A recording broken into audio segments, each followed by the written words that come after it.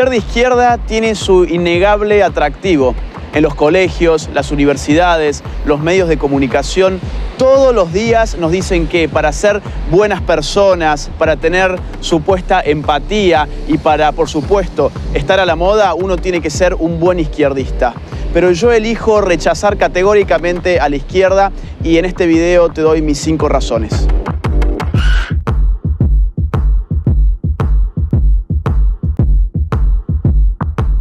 Razón número 1. La izquierda es la ideología más asesina de la historia.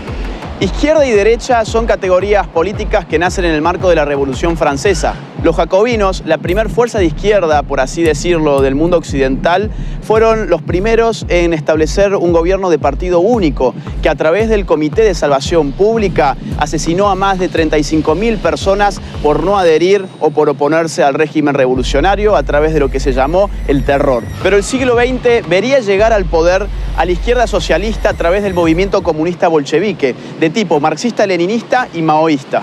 Entre 1917 y 1991, estos llevaron adelante las matanzas más cruentas de nuestra historia moderna. Aunque a menudo se procure ocultar esta realidad, inauguraron en el mundo la utilización de los llamados campos de concentración para la represión ideológica masiva, donde mediante deportaciones en masa de población se lograba una esclavitud general mediante una red de instalaciones de trabajo forzado. Estos son los números de asesinatos que solamente durante el siglo XX la izquierda cometió. Unión Soviética, 20 millones de muertos, China, 65 millones de muertos, Vietnam, 1 millón de muertos, Corea del Norte, 2 millones de muertos, Camboya, 2 millones de muertos, Europa Oriental, 1 millón de muertos, América Latina, 150.000 muertos, África, 1.700.000 muertos, Afganistán, 1.500.000 muertos. Todo esto solamente contando los casos del comunismo en el poder, es decir, sin contar los muertos en manos de organizaciones terroristas y guerrilleras de izquierda a lo largo y ancho del mundo. Por ejemplo, sin contar los más de 21.600 atentados que cometieron Montoneros y ERP en la Argentina. Por ejemplo, sin contar los más de 12.500 muertos que se llevó el Sendero Luminoso en el Perú. Si de asesinatos se trata, es bueno recordar que el primer país en el mundo que legalizó el aborto fue la Unión Soviética en el año 1920 y que en América Latina el primer país que legalizó el aborto fue Cuba en el año 1965. Es por eso que el más importante político libertario del siglo XX, Ron Paul, ya nos decía en su libro Aborto y Libertad que el aborto estaba íntimamente ligado con el totalitarismo de los movimientos comunistas. Razón número 2. La izquierda en el poder recorta todo tipo de libertades. Como explica Norberto Bobbio en Derecha e Izquierda, la médula ideológica del izquierdismo es su igualitarismo. El deseo de hacer iguales a los hombres, más allá de la igualdad ante la ley, lleva a la izquierda a destruir la libre iniciativa y la espontaneidad social. Además, el Estado reclama cada vez más poder porque siempre se necesita más poder para lograr la ansiada igualdad. Asimismo, dado que para ser iguales a los distintos hay que tratar a las personas necesariamente de manera desigual, la izquierda termina también estropeando la igualdad ante la ley.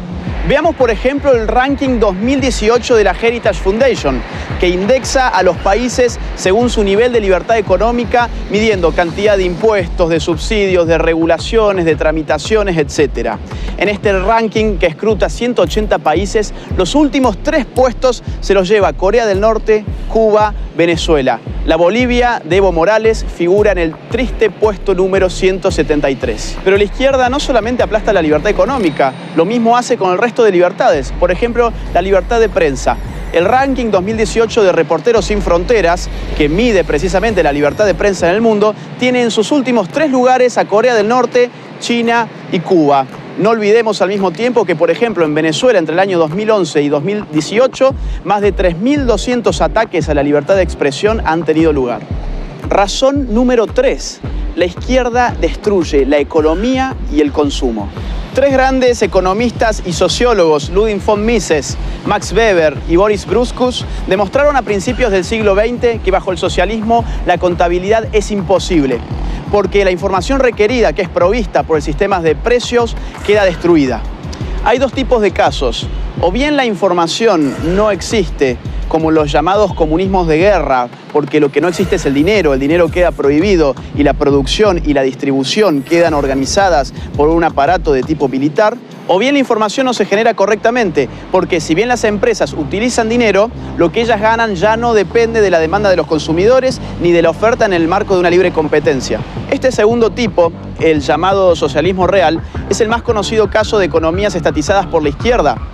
En este caso, las empresas públicas son premiadas monetariamente a partir del cumplimiento de arbitrarias metas de producción establecidas por el propio Estado. Es sabido, por ejemplo, que la Unión Soviética terminó informándose sobre cuánto costaban ciertas cosas a través de catálogos de precios provenientes de los Estados Unidos, ya que el Estado apenas podía lograr regular unos pocos precios que igualmente no reflejaban ni la producción real de los productos ni su necesidad. Esto llevó siempre a estos regímenes a la institución de la cola, para que la gente pudiera conseguir escasos bienes de consumo que finalmente debían ser racionados para que alcanzaran para todos. Así como también se daba el abandono de tiradas enteras de producción sin nunca ser consumidas, o que fuera más fácil para un campesino almacenar tractores rotos que comprar las refacciones. Pero por otra parte, en su ansiedad por igualar, la izquierda termina arrasando con los incentivos económicos que llevan precisamente a los hombres a producir. Esto es muy fácil de entender. Supongamos que Juan gana 10 y Pedro gana 6. Lo que la izquierda dice es, hay que quitarle 2 a Juan para igualarlo respecto de Pedro. El problema es que seguidamente Juan, que ganaba 10, ya no va a tener más incentivos para continuar ganando 10, sino que su productividad va a caer a 8. Y así sucesivamente la torta se va haciendo siempre cada vez más pequeña. Si a la redistribución compulsiva le sumamos un Estado que va avasallando los derechos de propiedad, que afecta a la iniciativa privada, que engrosa cada vez más el sistema público y aumenta sus regulaciones, tal como siempre ocurre en los regímenes de izquierda, lo que veremos afectarse en definitiva y de forma indefectible es la economía. Razón número 4. La izquierda destruye la calidad de vida. Este punto está íntimamente ligado al otro y los datos y los números están a la vista de todos. Por ejemplo, Ucrania. Stalin, entre el año 1932 y 1933, provocó una histórica hambruna en ese país, en la cual murieron de hambre más de 4 millones de personas y para el año 1934 el índice de natalidad había bajado hasta un 40%. Miremos si no el caso chino. Con el régimen totalitario implementado por Mao Zedong, la tasa de pobreza era de un 80%, pero con las reformas de mercado del año 1978 por Deng Xiaoping, ese número empezó a decaer y terminó siendo del 10%. Esto significa que, dejando atrás el socialismo a partir de las reformas de mercado, China logró sacar de la pobreza a más de 500 millones de personas. Veamos también lo que sucedió en Cuba. Finalizando los años 50, antes de la revolución de Fidel Castro, el Atlas Económico Mundial de Ginzburg colocaba a Cuba como el tercer país de mayor ingreso per cápita de Latinoamérica, después de Argentina y Uruguay. Hoy, Cuba ocupa el penúltimo puesto del ranking, con $7.602 del PBI per cápita, mientras que en Chile, por ejemplo, el ingreso es de $27.058 per cápita, y el primero en América Latina en el Índice de Desarrollo Humano de la ONU. Y tenemos el caso venezolano frente a nuestras propias narices. El llamado socialismo del siglo XXI dejó en la pobreza a un 87% de su población. En el año 2017, por ejemplo, el 64.3% de los venezolanos bajó de peso un promedio de 11,4 kilogramos. Y el 76% de la población escolarizada hoy no concurre a clases por no tener alimentos en sus estómagos. La penuria también se puede medir por la emigración. 4 millones de venezolanos han abandonado Venezuela desde la instauración del chavismo. No importa que vivas bajo un océano de petróleo, la izquierda siempre empobrece a la gente. Y finalmente, razón número 5, la izquierda es la religión laica de los resentidos sociales.